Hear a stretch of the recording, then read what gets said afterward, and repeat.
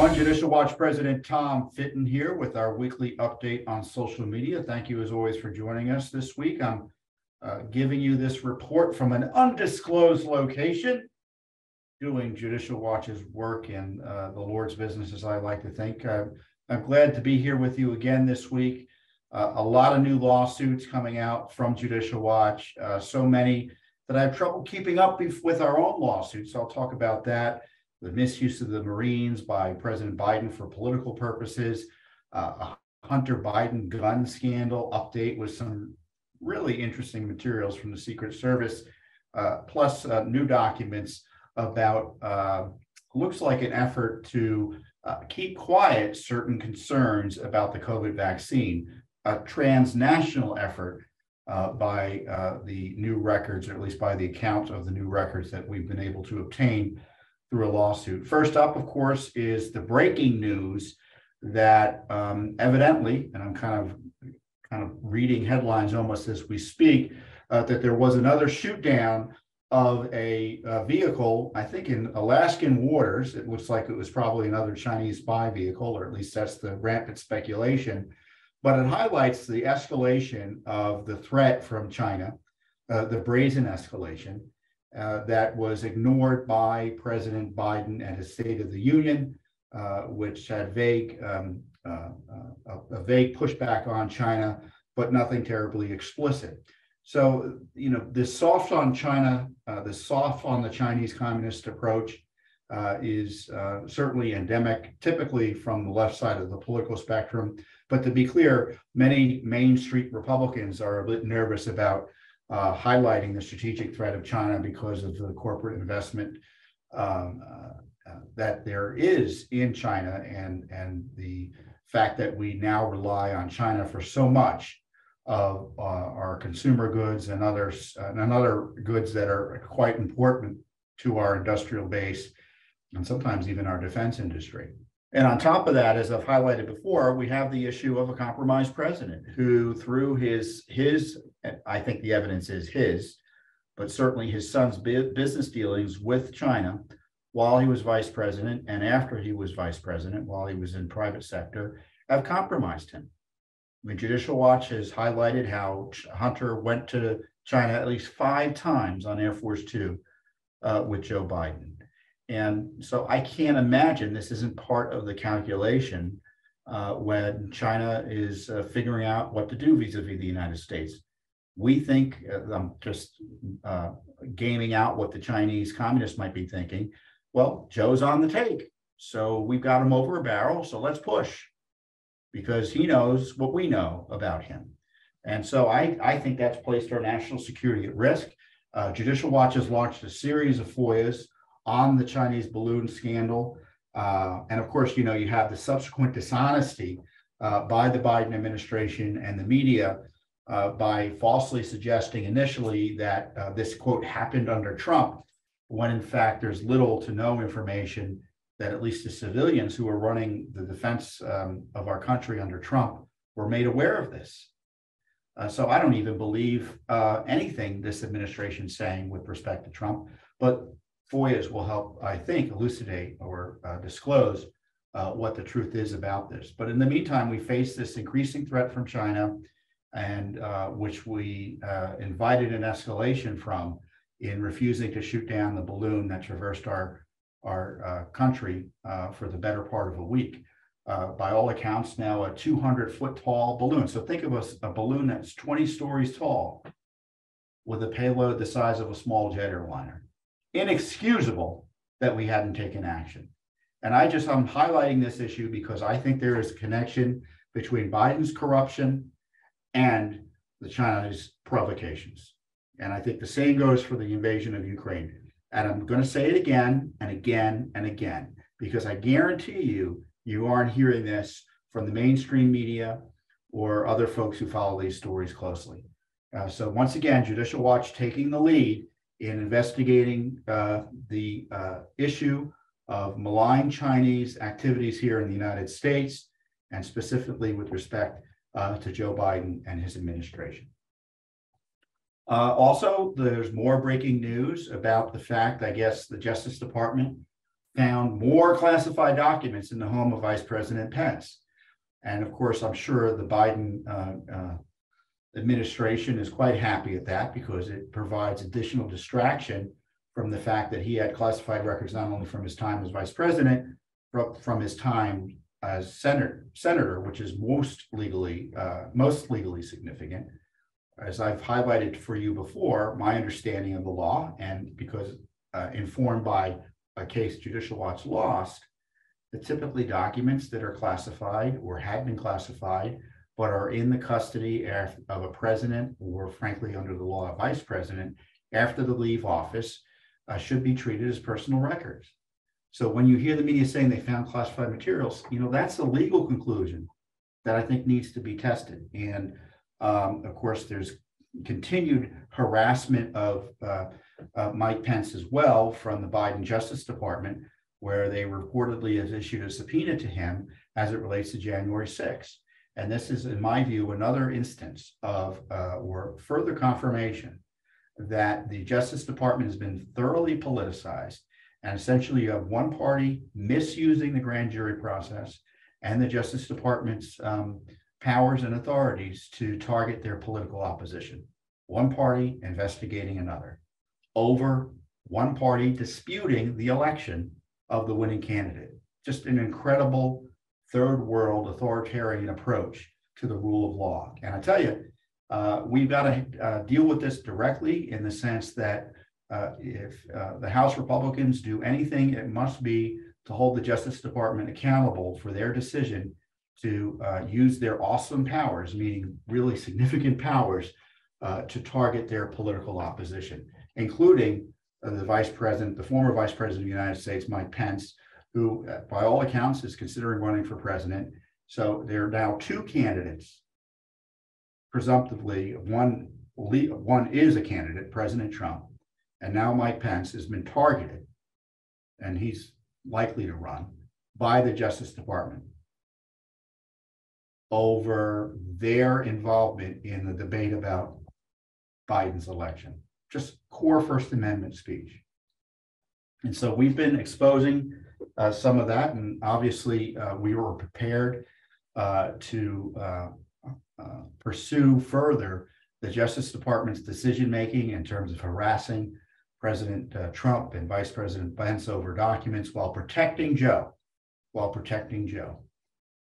So this scandal just continues. And my fear is the House Republicans really don't know what to do about it. And so Judicial Watch is just going to provide the leadership. That's all we can do. And because there's a political side to this that you should be aware of for Republicans, because some Republicans don't want Trump to be the nominee. So they're not all too excited about taking on the Justice Department because the Justice Department may be doing some of their dirty work for them. They don't mind Trump is under the gun here. But to me, this is a rule of law issue. It's not about politics. And Judicial Watch, once again, will be on the forefront. We've got at least a half a dozen lawsuits on this issue related to the abuses of documents, and we're all over the January 6th issue. And before I move away from January 6th, I want to highlight that Judicial Watch has ongoing litigation to gain access to the 14,000 hours of video that the Pelosi Congress had been hiding, and the 270 emails that the Pelosi Congress had been hiding about January 6th. Now, it's no longer the Pelosi Congress. It's now the McCarthy Congress. When is Speaker McCarthy going to release the videos? When is he going to release the emails? When is he going to acknowledge under the law, as we allege, and I think he should, that the public has a legal right to know about these videos and gain access to them, and about these emails? And the emails largely are about the communications of U.S. Capitol Police and their political overseers, the police board and the Capitol, about the January 6th disturbance. Why are they hiding this material?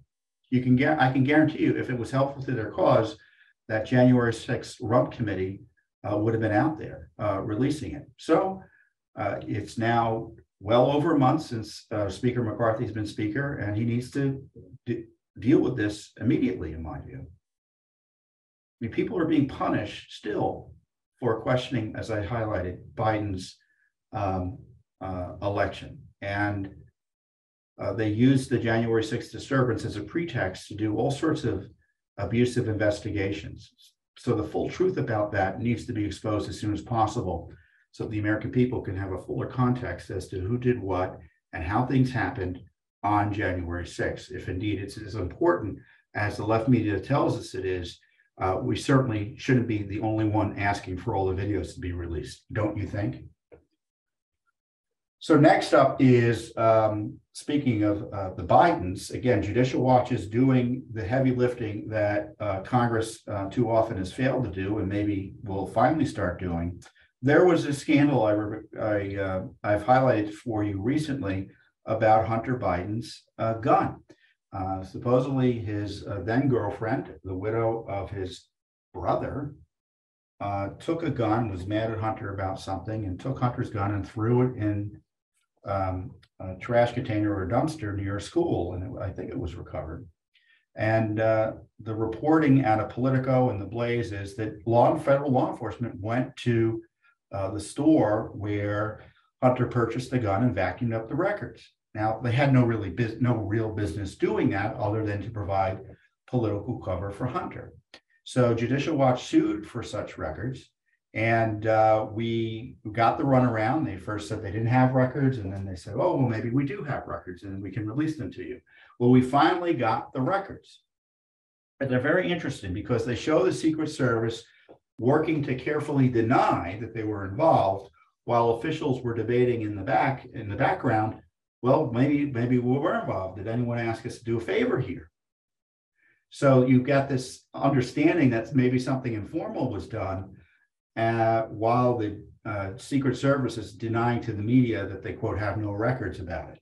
In fact, we found documents that was, I think we found, how many documents did we get? I think it was 487 pages of records from the Secret Service. And the records show that agency officials discussed media reports about the alleged involvement of the Secret Service with one of the agents or officials finding it, quote, odd that the Secret Service was involved in the investigation when Joe and Hunter Biden were not receiving Secret Service protection at the time. Another Judicial Watch another Secret Service official responds, well, maybe we were asked for a favor.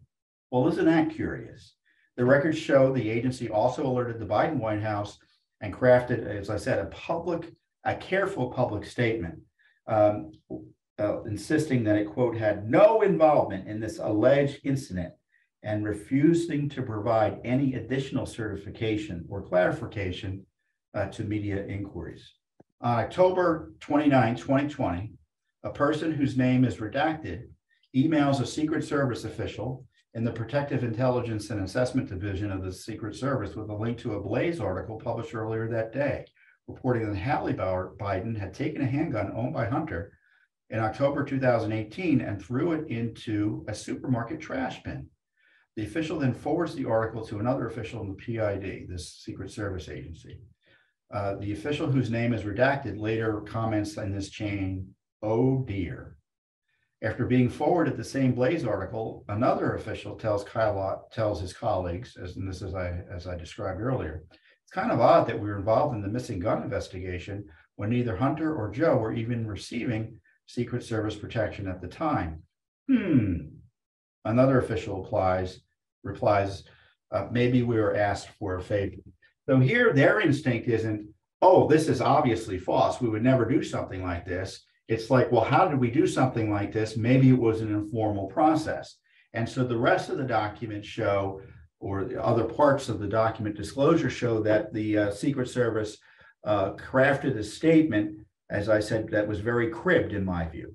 So according to Politico, in his email communications, the reporter tells the Secret Service that agents visited the store and asked to take possession of the paperwork Hunter had filled out to purchase a gun there. The FBI also had some involvement in the investigation. And then the communications office then drafts and distributes internally a proposed response labeled, draft, pre-decisional draft. And by putting it like that, they evidently were trying to keep it away from prying eyes because it's hard to get documents that are labeled pre-decisional.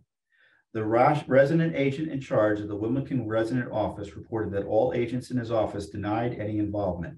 The political reporter refused to provide any details on the source of the information or that he was in possession of any official document where we were identified. The statement has been drafted to address any implication that anyone from the service was involved in this incident. And this is the statement. U.S. Secret Service records confirm that the agency did not provide protection to any member of the Biden family in 2018, and that the Secret Service had no involvement in this alleged incident. And then they sent that along to the White House.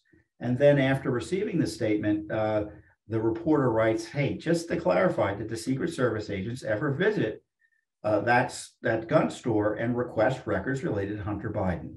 And this is the kicker. A Secret Service official whose name is redacted replies, Ben, to reiterate, the Secret Service had no involvement in this alleged incident. So rather than saying no, they use that odd construct. Don't you agree? So I don't know if this kind of clarifies or even answers the question. Certainly, it suggests that you can have informal roles in this type of investigation. And then the Secret Service can say, well, there are no records. Well, that's not inconsistent, isn't it? And so Hunter, I believe Hunter on this, because in Hunter's text messages has reported, this is what he says. And this was reported in the Daily Mail. She stole the gun out of my trunk lockbox and threw it in a garbage can full to the top at Jansen's, which I guess is the store. Then she told me it was my problem to deal with. Then when the police, the FBI, the Secret Service came on the scene, she said she took it from me because she was scared I would harm myself due to my drug use, a drug and alcohol problem in our volatile relationship, and that she was afraid for the kids. Well, you know, did the Secret Service do that? I think there's a lot more here to the story. And I said, Hunter may have had his drug and alcohol problems, but he isn't dumb. And I guarantee you, he knew what he was talking about when he meant the FBI and the Secret Service. So certainly, Politico didn't back off from the story. They reported it out. Hunter has these separate text messages suggesting something like that happened. And then the Secret Service has its own document problems. Remember, they were confused about whether there were any documents in response to this case. And then they have this careful denial. And then, of course, you have Hunter suggesting it actually happened. So there's nothing here that suggests that the Secret Service, or I shouldn't say, it remains to be seen what is the nature of the Secret Service's role here. And there's nothing here, in my view, that would rule it out necessarily. So I don't think we're going to get any more documents about this, and we may fight with some of the redactions here. But again, this is another instance, in my view, of the government being misused on its face to help Hunter Biden out. And how do we know this happened? Well, Hunter Biden's text messages and independent reporting by the media, and our documents that we obtained from the Secret Service under a FOIA lawsuit really don't undermine any of that, any of the notion or any part of the notion that there was this abuse of law enforcement resources at the federal level to protect Hunter Biden and obviously Joe from this gun scandal. So we have a new lawsuit, or the results of another lawsuit, I should say, on COVID. And we're very interested in providing Americans everything that they have a right to on the safety and efficacy of the COVID vaccines. And as you know, that's very controversial. And Judicial Watch, again, has been the leader in exposing what's been going on with COVID policy, the origins, and, as I said, the safety and efficacy of the vaccines, including testing. Well, we have new records that came out as a result of a FOIA lawsuit for records about emails sent to and from members of the Vaccines and Related Biological Products Advisory Committee regarding adverse events, deaths, and/or injuries caused by investigatory vaccines for the prevention or treatment of SARS-CoV-2 and/or COVID-19 currently produced by Pfizer, BioNTech, Moderna, and/or Johnson & Johnson. And that's the central advocacy or advisory body, along with the Advisory Committee on Immunization Practices, advising whether to approve COVID vaccines. So it's a major body that you've never heard of that blesses these vaccines. And the exchange is extremely interesting because it's only 57 pages. But again, it was extracted, these documents were extracted as a result of a Freedom of Information Act lawsuit. So it wasn't a voluntary disclosure, which is par from the course from the corrupt Health and Human Services Department. So in a lengthy, heavily redacted December 2020 email exchange, US and UK health officials placed a heavy emphasis on their, quote, mutual confidentiality agreement in a discussion regarding anaphylactoid reactions to the COVID vaccine. And my understanding, anaphylactoid reactions means an allergic reaction, more or less. That's my understanding. The exchange is initiated by Jonathan Mugford, who's the policy director at the UK Medicines and Healthcare Products Regulatory Agency, and it's sent to acting FDA commissioner at the time, Janet Woodcock, as well as Peter Marks, who's director for the Biological Evaluation and Research Center. The subject line and body of the email is fully redacted under FOIA Exemption B3, which is essentially the law prevents them from releasing it, so they say. They talk about two cases, and this is a quote, 2 cases of anaphylactoid reactions to individuals with a strong past history of allergic reaction. Marks replies to Mugford Mugford obviously is in, as I said, in the UK. It would be very helpful if our Office of Vaccines could receive additional details, and then something's redacted from the UK agency under the terms of our mutual confidentiality agreement. Attached are blank, redacted again. Hope that's helpful in the meantime, Mugford replies. And then he says, if I can just remind you, the information is shared under a confidentiality agreement. So I want to know what this confidentiality agreement was that was regulating the sharing of information about adverse events, it looks like here, about the COVID vaccines and what's being kept secret. I mean, what's going on here that we have, again, another confidentiality agreement.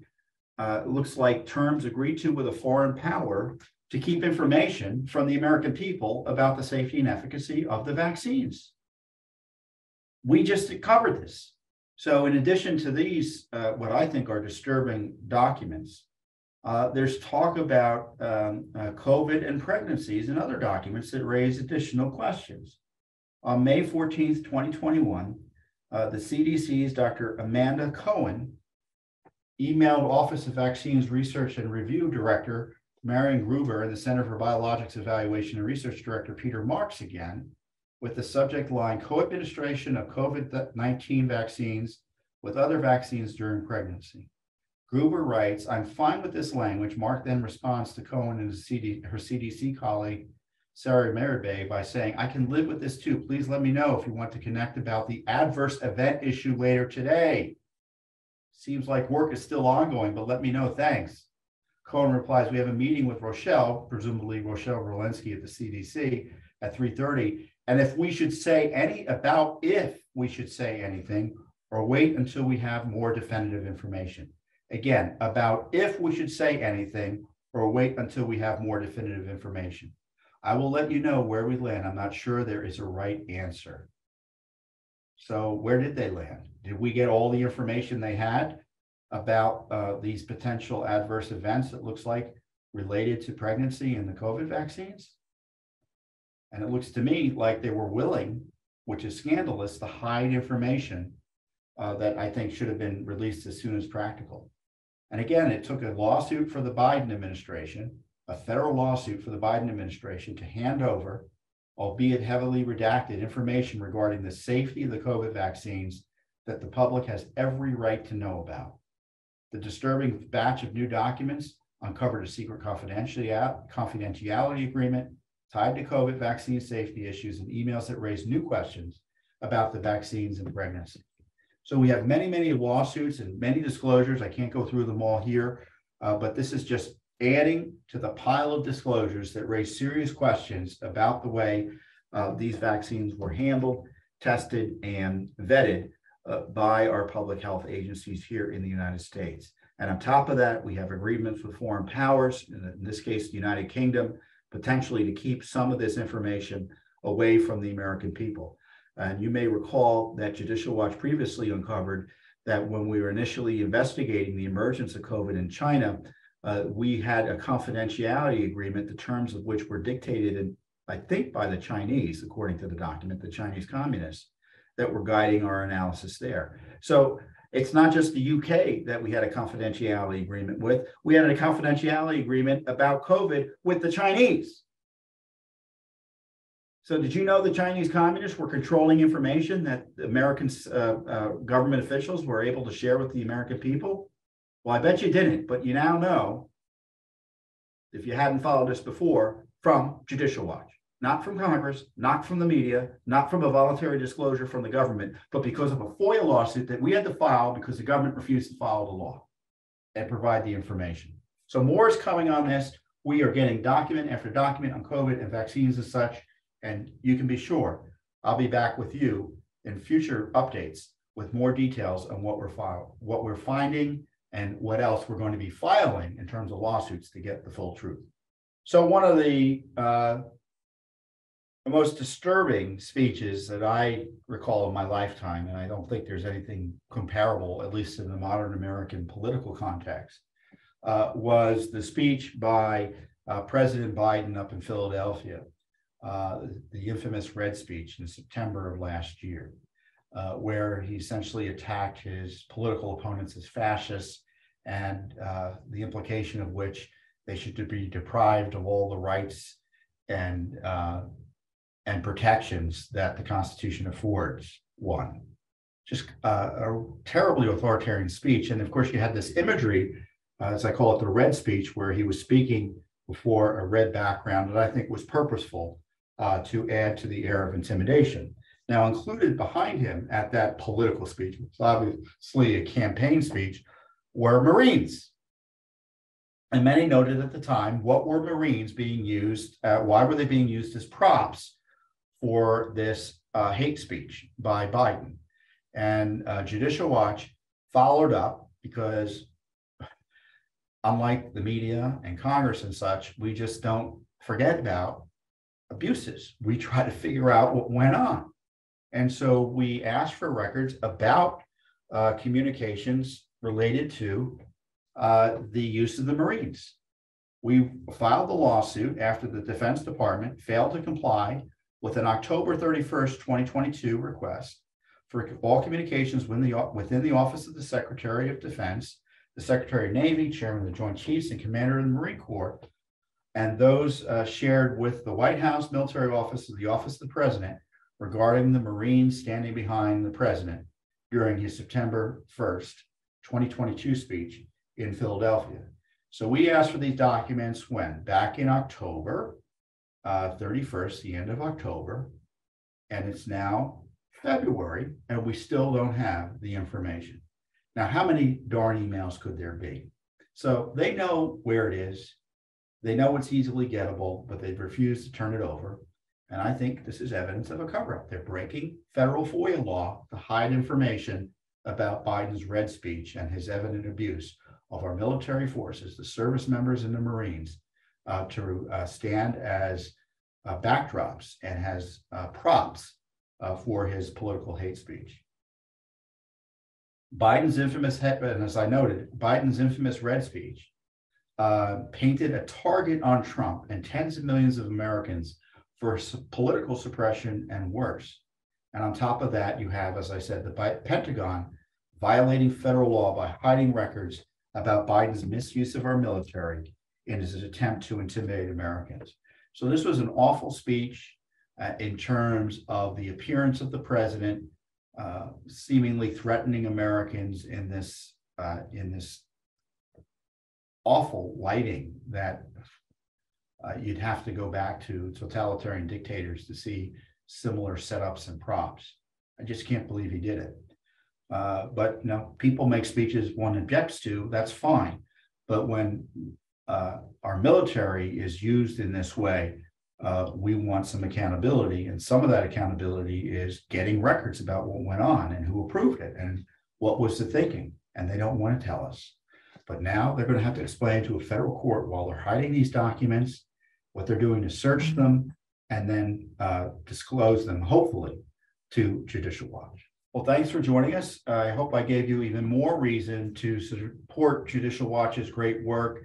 The only reason we're able to do these investigations and sue the federal government and beat them in court is because of your support and the support of millions of Americans like you. Judicial Watch's heavy lifting gets results time and time again. And I encourage you to support our work. You can go to judicialwatch.org. If you're supporting us already, make another donation. If you're not, make your first donation. But at least share the information we're giving to you as a result of these lawsuits the government doesn't want anyone to know about. Get the word out, because our country needs saving and the rule of law needs protecting. With that, I hope to see you again here next time on the Judicial Watch Weekly Update. Thanks for watching. Don't forget to hit that subscribe button and like our video down below.